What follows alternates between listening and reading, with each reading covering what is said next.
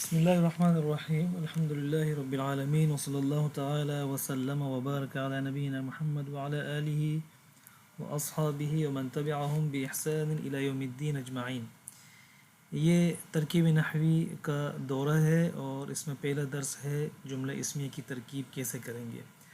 دیکھیں، ترکیب کرتے وقت بہت ساری چیزوں کا خیال رکھنا پڑتا ہے، اور ہمارے ہاں بر صغیر، پاک و ہند وغیرہ میں اور بنگلہ دیش اور افغانستان وغیرہ میں ترکیب میں بہت زیادہ تکلفات کیے جاتے ہیں، اور ان تکلفات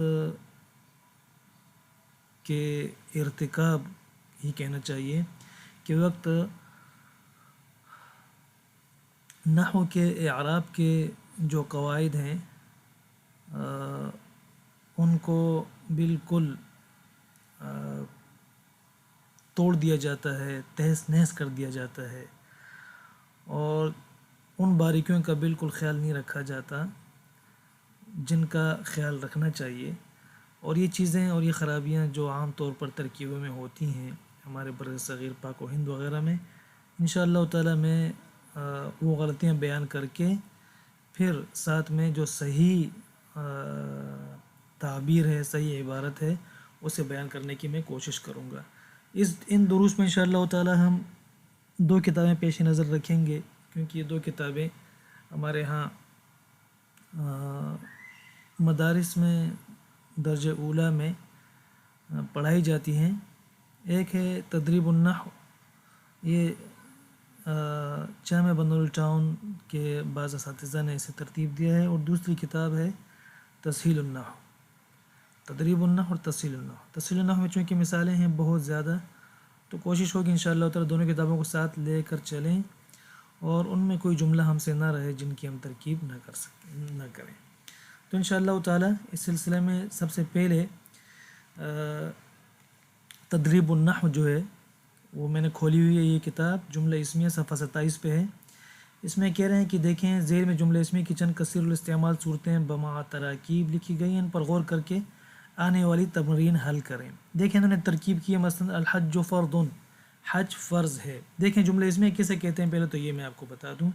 جملہ اسمیہ جو ہے اس جملے کو کہتے ہیں جس کا پہلا مقصودی جز اسم ہو، جس کا پہلا مقصودی جز اسم ہو، اور جملے کے مقصودی اجزاء دو ہوتے ہیں۔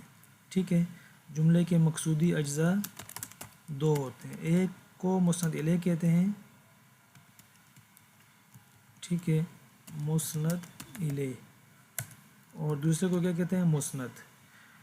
اچھا، جملہ اسمیہ بھی مسند اور مسند الیہ پر مشتمل ہوتا ہے، جملہ فعلی بھی مسند اور مسند الیہ پر مشتمل ہوتا ہے۔ البتہ جملہ اسمیہ میں عموماً مسند الیہ پہلے ہوتا ہے اور مسند بعد میں ہوتا ہے، ٹھیک ہے، اور جملہ فعلیہ میں مسند پہلے ہوتا ہے ہمیشہ، اور مسند الیہ بعد میں ہوتا ہے۔ جملہ اسمیہ میں کبھی کوئی مسند پہلے آ جاتا ہے بعض احوال میں، لیکن یہ ہے کہ جملہ فعلیہ میں مسند ہمیشہ پہلے ہوتا ہے، کیونکہ فاعل فعل پر مقدم نہیں ہو سکتا۔ اچھا، جملہ اسمیہ میں مسند الیہ کو مبتدا کہتے ہیں۔ یہ بالکل سادہ باتیں ہیں جو آپ لوگوں کو معلوم ہوں گی، ٹھیک ہے۔ مبتدا، ظاہر میرے مخاطب جو ہیں وہ ابتدائی طالب علم ہیں، یا وہ لوگ جن کو نحو کے ساتھ محبت ہے مگر وہ بر وقت نہیں پڑھ سکے صحیح طریقے سے اور اب سیکھنا چاہتے ہیں، اس کو ہم کہتے ہیں خبر مبتدا، ٹھیک ہے۔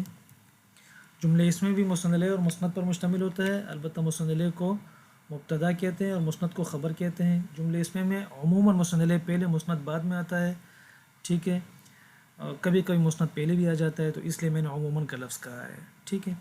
تو جملہ اسمیہ کسے کہتے ہیں؟ جملہ اسمیہ وہ جملہ ہے جس کا پہلا مقصودی جز اسم ہو۔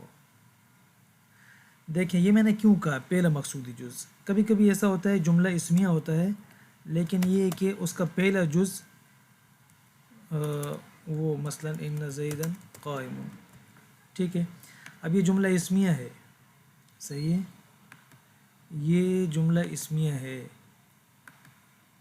اب جو حضرات اسم جملہ اسمیہ کی تعریف یوں کرتے ہیں اس کا پہلا جز اسم ہو، تو ان پر پھر اعتراض آتا ہے کہ بھئی پہلا جز تو یہاں پر حرف ہے، تو یہ کیسا جملہ اسمیہ ہوا؟ جملہ اسمیہ آپ نے کہا ہے کہ پہلا جز اس کا اسم ہوتا ہے، یہاں تو اس کا پہلا جز حرف ہے.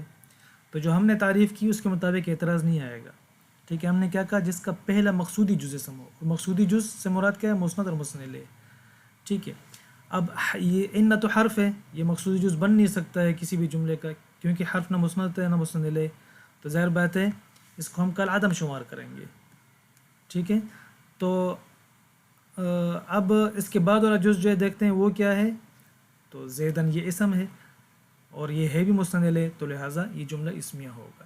ٹھیک ہے، تو یہ ان زیدن قائم لا رجل فی الدار، اور اسی طرح ما زید قائم وغیرہ جیسے اعتراضات سے بچنے کے لیے ہم نے جملہ اسمیہ کی تعریف یوں کی کہ جس کا پہلا مقصودی جز اسم ہو اسے جملہ اسمیہ کہا جاتا ہے. ٹھیک ہے، جس کا پہلا مقصودی جز اسم ہو. ٹھیک ہے، یہ ہو گیا جملہ اسمیہ. اچھا، اب چلتے ہیں. بارہ جملہ اسمیہ میں جب آپ ترکیب کریں گے تو آپ مسند اور مسند نہیں کہیں گے ترکیب کرتے وقت، بلکہ مبتدا اور خبر کہیں گے. ٹھیک ہے، مثلا ان حضرات نے یہاں دیکھیں ترکیب کی ہے الحج فرض. الحج فرض، حج فرض ہے. ٹھیک ہے، یہ کون سا جملہ ہے؟ جملہ اسمیہ ہے. کیوں؟ اس لیے کہ اس کا پہلا مقصودی جز اسم ہے. الحج یہ پہلا جز ہے اور یہ مقصودی جز ہے کیونکہ مسند الیہ ہے. ٹھیک ہے، اب اس کی ترکیب ہم کیسے کریں گے؟ تو اس کی ترکیب یوں کریں گے، یہ مفرد منصرف صحیح وغیرہ ابھی ہم نہیں کہیں گے، یہ باقی آہستہ آہستہ بعد میں کہیں گے انشاءاللہ تعالیٰ. فی الحال ہم یوں کہیں گے الحج مبتدا، اور مبتدا چونکہ مرفوع ہوتا ہے نا تو ساتھ میں آپ کہیں مرفوع. الحج مبتدا مرفوع اور فرض خبر مبتدا مرفوع یا خبر مرفوع، بس اتنا کافی ہے فی الحال. یہ باقی چیزیں بعد میں آئیں گی انشاءاللہ تعالیٰ، اور یہ لازمی ہے. مفرد منصرف صحیح، مرفوع بضم لفظی وغیرہ یہ چیزیں لازمی ہیں، لیکن میں ساتھ ساتھ چلوں گا انشاءاللہ تعالیٰ. ٹھیک ہے، ابھی نہیں. اچھا، فی الحال صرف جملہ اسمیہ کی سادہ ترکیب یوں کریں گے. ٹھیک ہے، الحج مبتدا مرفوع اور فرض خبر مبتدا مرفوع یا خبر مرفوع، مبتدا خبر سے مل کر جملہ اسمیہ. خبریہ کہنے کی ضرورت نہیں ہے. خبریہ انشائیہ ہونا یہ علم نحو کے مباحث میں سے نہیں ہے، یہ علم البلاغت کے مباحث میں سے ہے، تو اس لیے جملہ اسمیہ کہنا کافی ہے بس. اچھا، دیکھیں اگلی ترکیب جو انہوں نے کی ہے ابراہیم خلیل اللہ، اس کی ترکیب انہوں نے کیسی کی ہے؟ دیکھیں ابراہیم ہم کیسے ترکیب کریں گے؟ ہم کہیں گے ابراہیم مبتدا مرفوع. ٹھیک ہے، انہوں نے غیر مصرف مرفوع بضم لفظی کے ساتھ مبتدا یہ کہا ہے. فی الحال ہم یہ نہیں کہیں گے، ہم آہستہ آہستہ تھوڑا تھوڑا کر کے انشاءاللہ تعالیٰ اضافہ کریں گے. آگے انہوں نے کہا کہ خلیل مفرد منصرف صحیح مرفوع بضم لفظی مضاف، اور لفظ اللہ مفرد منصرف صحیح مجرور بکسر لفظی مضاف الیہ، اور مضاف مضاف الیہ سے مل کر خبر مبتدا اپنی خبر سے مل کر جملہ اسمیہ خبریہ ہوا.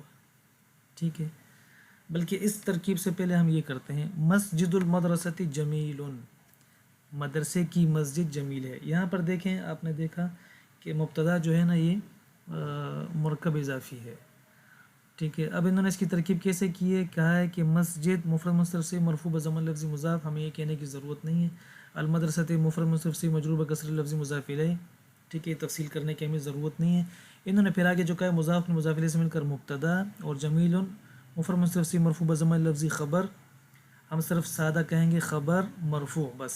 ٹھیک ہے، اور پھر مبتدا اپنی خبر سے مل کر جملہ اسمیہ خبریہ کہنے کی ضرورت نہیں ہے. ٹھیک ہے، اچھا یہاں پر جو چیز ہمارے ہاں جو بر صغیر پاک و ہند وغیرہ میں آس پاس جو ترکیبیں رائج ہیں اس موقع پر، جس طرح ان حضرات نے کی ہے کہ مضاف اور مضاف الیہ کو ملا کر مبتدا بنایا ہے، یہ بالکل غلط اگر کہہ دیں تو مناسب ہوگا.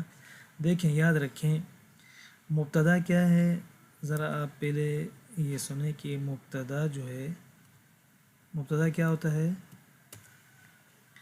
مبتدا اسم ہوتا ہے. ٹھیک ہے، ظاہر بات ہے مبتدا ہونا یہ اسم کی علامات میں سے، اسم کے خواص میں سے ہے. صحیح ہے، ٹھیک ہے. اچھا، اور اسم کس کی قسم ہے؟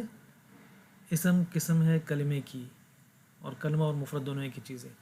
تو گویا مبتدا اسم ہوتا ہے اور اسم مفرد ہوتا ہے، تو گویا مبتدا بھی کیا ہوگا؟ مفرد ہوگا. اور ہم نے یہاں پر کیا کیا ہے، ہم نے یہاں پر مرکب اضافی کو یعنی مضاف مضاف الیہ دونوں کے مجموعے کو ہم نے مبتدا بنایا ہے، حالانکہ مبتدا تو مفرد ہوتا ہے اور یہاں ہم مرکب کو مبتدا بنا رہے ہیں، تو یہ بہت سنگین غلطی ہے۔ اس لیے ایسے موقع پر ترکیب کرتے وقت یوں کہا جائے گا، ٹھیک ہے، صرف جو مضاف ہے اس کو آپ مبتدا بنا دیں گے اور پھر اس کے مضاف ہونے پر آپ تنبیہ کر لیں، اور ساتھ میں جو اس کے بعد والا اسم میں جو مضاف الیہ ہے اس کے مضاف الیہ ہونے پر تنبیہ کر دیں، بس یہ کافی ہے۔ اب دونوں کو ملا کر مبتدا بنانا یہ بالکل نامناسب ہے۔ یوں کہیں گے ہم مسجد المدرسۃ جمیل، کیا کہیں گے ہم کہیں گے مسجد مبتدا مرفوع اور مضاف ساتھ میں کہہ دیں، آپ کوئی مسئلہ نہیں ہے، اور نہ کہیں تب بھی مسئلہ نہیں ہے، کیونکہ جب آپ بعد والے کو آپ کہیں گے مضاف الیہ برائے مسجد تو یہ خود ہی واضح ہو جائے گا کہ مسجد یہاں پر مضاف ہے۔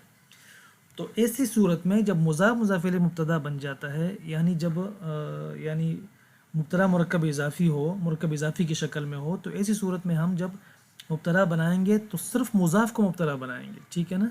مضاف الیہ اس کے لیے قید ہے، ایک طرح سے اس کے لیے ایک تعارف ہے گویا، ٹھیک ہے۔ مسجد خوبصورت ہے، بھئی کون سی مسجدیں تو بہت زیادہ ہیں، تو یہ اس نے تعارف کر دیا کہ ہاں مدرسے والی جو مسجد ہے وہ خوبصورت ہے، ٹھیک ہے۔ مدرسہ اور مسجد دونوں خوبصورت نہیں ہے، صرف مسجد خوبصورت ہے، ٹھیک ہے۔ اور یہاں پر ہم مضاف الیہ کو ملا کر مبتدا بنا رہے ہیں، تو گویا اس کا مطلب یوں ہوا کہ مسجد بھی خوبصورت ہے اور مدرسہ بھی خوبصورت ہے، حالانکہ ایسا نہیں ہے۔ یہ بہرحال ایک اضافی خلل میں بیان کرنا چاہ رہا ہوں مزید سمجھانے کے لیے۔ اچھا، تو جو بنیادی جو نقطہ ہے جس پر میں آپ کو سمجھانا چاہ رہا تھا وہ یہ ہے کہ آپ جب اس طرح کی جملے کی ترکیب کریں گے جو مرکب اضافی کی شکل میں ہو، یعنی مبتدا مرکب اضافی کی شکل میں ہو، ٹھیک ہے، تو اس کا طریقہ کیا ہے کہ آپ صرف جو مضاف ہے اس کو آپ مبتدا بنا دیں گے، ٹھیک ہے، اور پھر اس کے مضاف ہونے پر بھی آپ تنبیہ کر دیں، صحیح ہے۔ مثلا آپ کیا کہیں گے، مبتدا مرفوع، ٹھیک ہے، اور مضاف، کوئی بات نہیں، ٹھیک ہے۔ یہ کس کی بات ہو رہی ہے؟ مسجد کی بات ہو رہی ہے۔ اچھا، اور المدرسہ، تو المدرسہ جو ہے اس کے آپ کیا کہیں گے، مضاف الیہ مجرور، مضاف الیہ جب پہلے والا کو آپ نے مضاف کہہ دیا تو اب یہ کہنے کی ضرورت نہیں ہے کہ مضاف الیہ برائے مسجد، آپ کیا کہیں گے یہاں پر مضاف الیہ مجرور، ٹھیک ہے، بس اتنا کافی ہے۔ اور آگے جمیل خبر مرفوع، مبتدا اپنی خبر سے مل کر جملہ اسمیہ خبریہ۔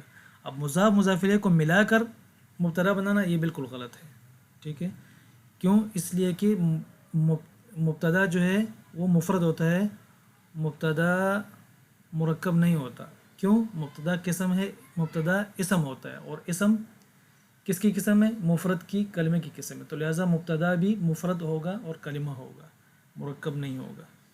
انشاءاللہ تعالی اگلے درس میں پھر مزید ہم جملوں کی ترکیب کریں گے۔